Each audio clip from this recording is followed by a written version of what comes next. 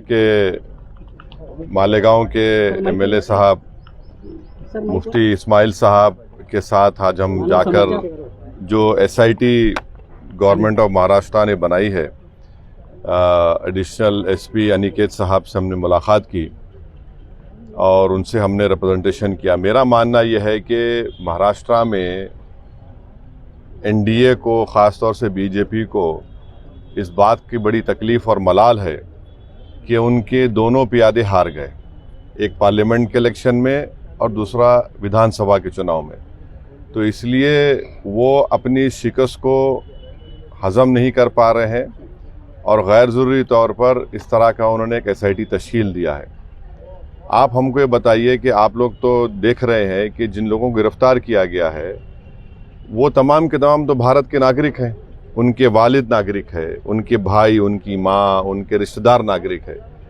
उन पर जो केस बुक किया गया है वो डॉक्यूमेंटेशन में गलती एरर हो या कुछ वैसा है। ये कोई रोहिंग्या बांग्लादेशी तो है ही नहीं, ये लोग ना कभी मालेगांव में निकलेंगे। हम महाराष्ट्र के मुख्यमंत्री से ये गुजारिश कर रहे हैं, उनसे रिक्वेस्ट कर रहे हैं कि अननेसेसरी आप पूरे मालेगांव को क्यों सजा देना चाहते हैं। और आपका जो एक्ट है, वो जो बर्थ एंड रजिस्ट्रेशन एक्ट है, ये एक्ट है, इसमें आप देख लीजिए सेक्शन 15 जो है, सेक्शन 15 में क्लियरली लिखा है कि अगर कोई डॉक्यूमेंटेशन में एरोनियस गलती हुई या फ्रॉडुलेंट हुआ, इम्प्रॉपर मेड हुआ, तो उसको आप करेक्ट कर सकते हैं, कैंसिल कर सकते हैं। और सेक्शन 24 में आप देख लीजिए, उसको कंपाउंडेबल बना दिया गया है, पावर टू कंपाउंड ऑफेंस। तो आप इसको इस्तेमाल करिए ना। और ये खामखा एक इलाके को बदनाम करने के लिए, जो एक ज़्यादा तादाद में अल्पसंख्यक समाज के लोग रहते हैं कि रोहिंग्या बांग्लादेशी तलाश करो, जितनों को आप गिरफ्तार किए वो तो सब भारत के नागरिक हैं। पेपर में गलती हो सकती है। तो हम एडिशनल एसपी साहब से बोले कि आप यहाँ पर जो लोगों को बुला रहे हैं उनके साथ एक आदमी को अकम्पनी करने दीजिए, और जो धाराएं लगाई गई हैं 120B, इतने सीवियर धाराएं हैं, उसको दोबारा हम उनसे बोले कि आप देखिए उसको। और हमको लगता है कि अननेसेसरी मालेगांव को गैर ज़रूरी तौर पर पार्लियामेंट और असेंबली में उनको शिकस्त हुई तो कोई कंप्लेन कर दिया और आप इस तरह की एसआईटी बना दिए। तो ये हमारा ये मानना है कि यहाँ पर ना कोई रोहिंग्या है ना कोई बांग्लादेशी है, मगर जो गिरफ्तारी अमल में आई है वो तो डॉक्यूमेंटेशन के ऊपर है। तो इसलिए हम उम्मीद करते हैं कि हमारे अनिकेत साहब और उनकी टीम और ख़ास तौर से महाराष्ट्र की गवर्नमेंट इसको रीलुक करेगी, इन्होंने जो स्टेप लिया है। और मालेगांव में तो आप देख रहे हैं कि मुफ्ती साहब मालेगांव के दूसरे इश्यूज़ जो लॉ एंड ऑर्डर से ताल्लुक़ था, ख़ास तौर से जो बड़े बड़े ट्रक्स अंदर आ जा रहे, और जो परसों हादसा हुआ जिसमें 2-3 लोगों की मौत भी हुई है, तो इन दूसरे उस पर भी हम बातचीत किए। बस आपको इस बात की इत्तला देना था। शुक्रिया। तो मालेगांव में बार बार किरीट सोमैया, नीतीश राणे ये आते हैं, ट्वीट भी करते हैं और कार्रवाई भी होती है, और वो हिसाब से प्रशासन भी चल रहा है। ऐसा नहीं लग रहा लैंड जिहाद का मुद्दा लेके, बांग्लादेश का मुद्दा लेके नहीं, आप हमको ये बताइए कि अगर मान लिया जो वोट जिहाद हुआ तो ये लोग गाली किसको दे रहे हैं? इलेक्शन कमीशन गाली दे रहे हैं ना, ये इलेक्शन कमीशन को गाली दे रहे हैं। अब आप बताइए, अगर 3,500 ये लोग बोल रहे हैं कि फेक सर्टिफिकेट रोहिंग्या बांग्लादेशी है, तो भाई सरकार तो आपकी है, पुलिस आपकी है, तो अननेसेसरी आप किस पे उंगली उठा रहे हैं? किसको बदनाम कर रहे हैं आप अपने ही सरकार को, अपने ही इंस्टीट्यूशंस को आप बदनाम कर रहे हैं। वोट जिहाद क्या मतलब भाई? यहाँ जनता ने वो फ्री एंड फेयर इलेक्शन हुआ, नहीं हुआ?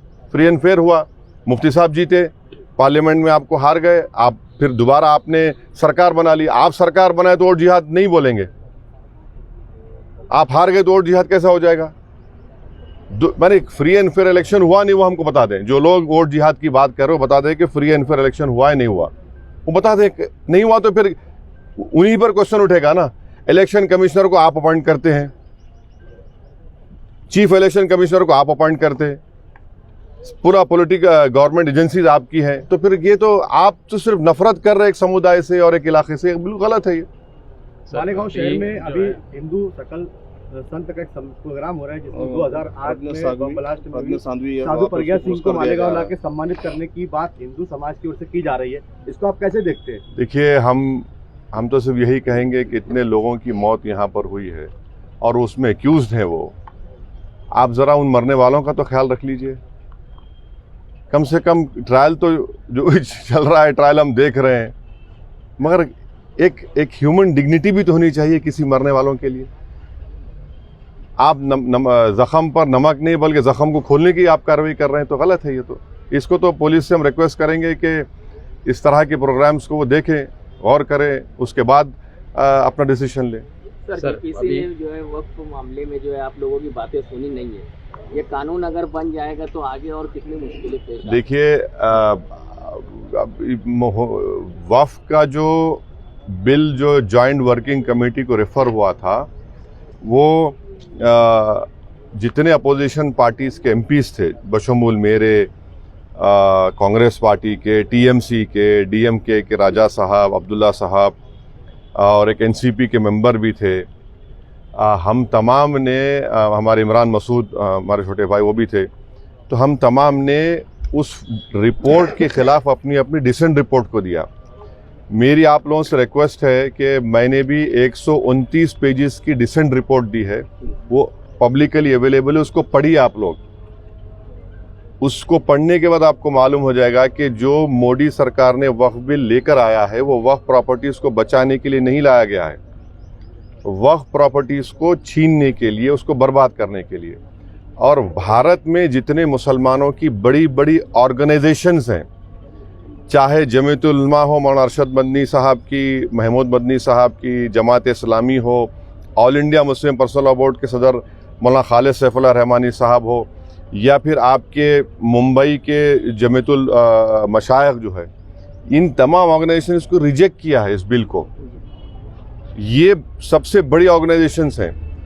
दूसरी बात यह है कि आप हमको बताइए कि महाराष्ट्र में पंढरपुर की मंदिर है, पंढरपुर की मंदिर में कोई नॉन हिंदू मेंबर नहीं बन सकता, आप यहां पर क्यों बनाना चाह रहे भाई?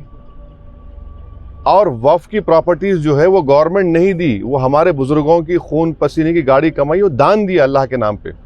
और अगर कोई मुसलमान वक्फ की प्रॉपर्टी को अल्लाह के नाम पे दान देता है तो उसमें उसके औलाद का शेयर नहीं रहता, क्योंकि वो ऊपर वाले अल्लाह के लिए दे दिया गया है।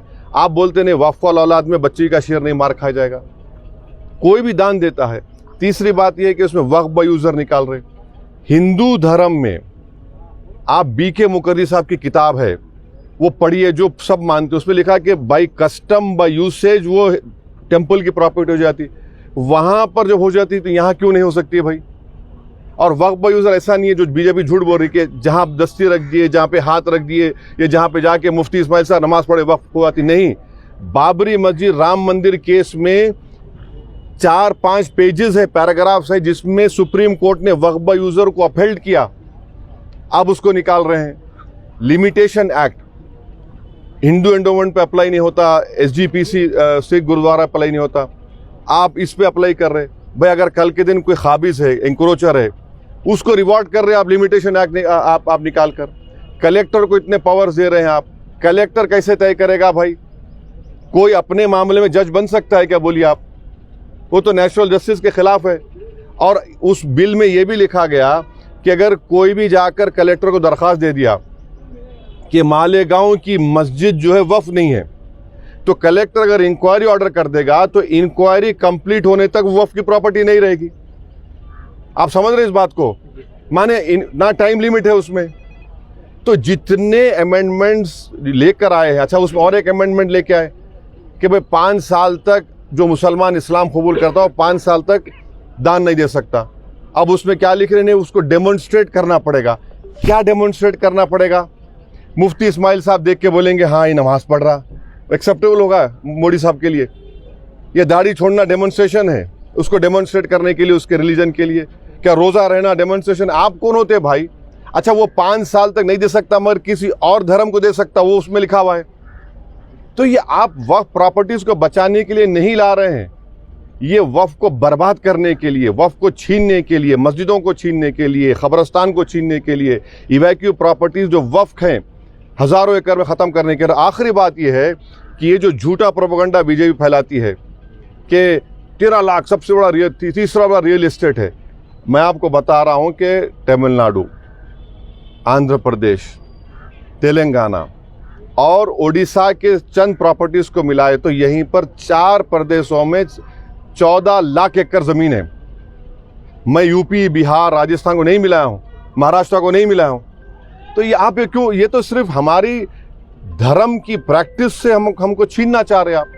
वक्फ जो है मुसलमानों के लिए एक इबादत है, आप उसको छीनना चाह रहे हैं हमसे। तो सरासर आप हमारे से वक्फ छीनना चाह रहे हैं, मस्जिदें छीनना चाह रहे हैं। तो इसका हम विरोध कर रहे हैं और भारत की पूरी जनता में बात जा चुकी है कि हिंदू धर्म के, क्रिश्चियन धर्म के, सिख धर्म के, उनके मंदिर में, उनके रिलीजियस प्लेस में कोई उनका धर्म का आदमी मेंबर बन सकता है, कोई नहीं बन सकता। यहाँ क्यों बनाना चाह रहे? तो ये एक नफरत है भारत के मुसलमानों से बीजेपी और मोदी सरकार की। सर, पूरे महाराष्ट्र में जो है ये रोहिंग्या बांग्लादेशी है, अमरावती हो गया, अकोला हो गया, क्या ये एनआरसी का ट्रायल तो नहीं ले रहे लोग? नहीं, आप बताइए, आप चेक करिए, मगर आप जो SIT बनाकर आप क्या है इसमें, क्या है बताइए? डॉक्यूमेंटेशन में फर्क है। अब मिसाल के तौर पे आपके कितने बच्चे हैं? 2 है ना। आप भारत के नागरिक है, दूसरा बेटा भी नागरिक है। जो दूसरा बेटा है उसके डॉक्यूमेंट फर्क है तो भारत का नागरिक नहीं हुआ क्या? वो वही तो हम बोल रहे हैं ना भाई, उस बात को समझने की जरूरत है। अरे भाई, तुमको रोटी सेकना है तो और जगह सेको। आप किसी एक इलाके को, एक समुदाय को इस तरह परेशान करना ये गलत बात है बिल्कुल। सर, महाराष्ट्र में अभी असेंबली के बाद कॉर्पोरेशन के इलेक्शन आए हैं। हाँ, कॉर्पोरेशन इंशाल्लाह पार्टी बहुत कमजोर नजर आ रही है, ऐसा लग रहा अरे कहाँ कमजोर नजर आ रही? इतना बड़ा मुफ्ती हमारे बाजू खड़ा हुआ है, कहाँ कमजोर नजर आ रही? 2 in 1 है ये। एक MLA चुन गया है। हाँ, तो ये अरे भाई, जंगल में एक ही शेर होता है ना। चलिए, शुक्रिया, थैंक यू।